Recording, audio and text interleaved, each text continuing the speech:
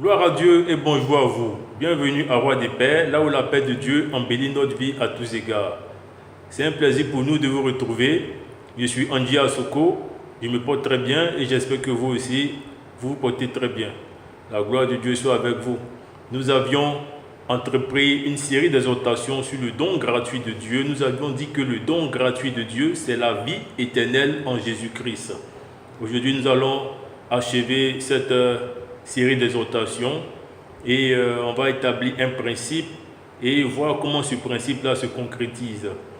Raison pour laquelle on va aller sous la base de Hébreux 9, verset 22, pour voir le principe en question. Et il est écrit, « Et presque tout d'après la loi est purifié avec du sang, et sans effusion de sang, il n'y a point de pardon. » Le principe pour le pardon, c'est le pardon sur présentation de sang, sur le sang qui est effusé, présentation du sang à Dieu. Lorsque Adam et Ève avaient désobéi à Dieu, ils avaient pris des feuilles pour se recouvrir le corps, car ils étaient nus vis-à-vis de l'autre. Et Dieu avait pris des peaux d'animaux pour recouvrir Adam et Ève. Cela montre que Dieu avait fait un sacrifice. Cela sous-entend qu'un sacrifice avait été fait par Dieu pour les recouvrir. Et ce sacrifice-là, c'est certainement un sacrifice d'agneau qui avait été fait. Donc le principe est établi, c'est avec le sang, ou sous invocation du sang, qu'il y a le pardon des péchés. On va voir comment ce sang-là se concrétise. Et pour cela, vous ouvrez vos Bibles dans Hébreux 10, à partir du verset 1 qui dit « En effet, la loi qui possède une ombre des bienvenus et non l'exacte représentation des choses, ne peut jamais, par les mêmes sacrifices qu'on offre perpétuellement chaque année, amener les assistants à la perfection. Autrement, n'aurait-on pas cessé de les offrir, parce que ceux qui rendent ce culte, étant une fois purifiés, n'auraient plus eu aucune conscience de leurs péchés. Mais le souvenir des péchés est renouvelé chaque année par ces sacrifices, car il est impossible que le sang des taureaux et des boucs ôte les péchés. C'est pourquoi Christ, entrant dans le monde, dit « Tu n'as voulu ni sacrifice ni offrande, mais tu m'as formé un corps. Tu n'as agréé ni holocauste, ni sacrifice pour le péché.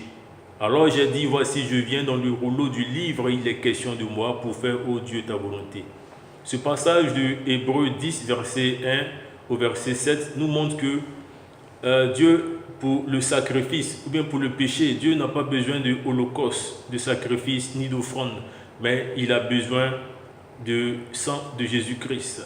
C'est Jésus-Christ que Dieu a prédestiné pour ôter nos fautes.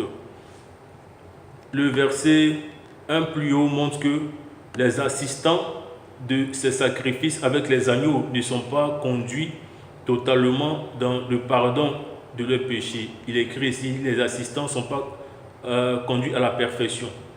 Pour dire que lorsque on veut demander pardon à Dieu, s'approcher de Dieu par le sang des taureaux et des boucs, cela n'est pas totalement possible, surtout quand il s'agit de péché. On peut avoir quelques grâces comme Salomon qui avait offert plus de 20 000 taureaux à Dieu. Dieu lui avait révélé ce qui devait arriver. Dieu lui avait donné quelques grâces, mais cela n'a pas pu l'emmener à être saint devant Dieu. Et le verset 4 ici nous dit, il est impossible, ce n'est pas possible que le sang des taureaux et des boucs ôte les péchés.